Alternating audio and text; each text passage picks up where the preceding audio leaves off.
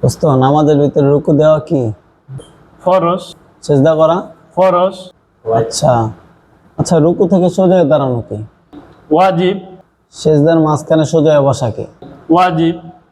আর যদি কোনো ওয়াজিব তরফ হয় তাহলে কি করতে হইব? সেজদা দিতে হইব।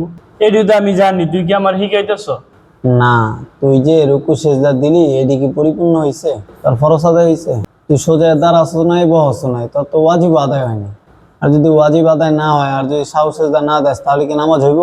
এখন থেকে ধীরে সুস্থে সুন্দরভাবে নামাজের রকুনগুলো আদায় করতে হবে ইনশাআল্লাহ। ইনশাআল্লাহ।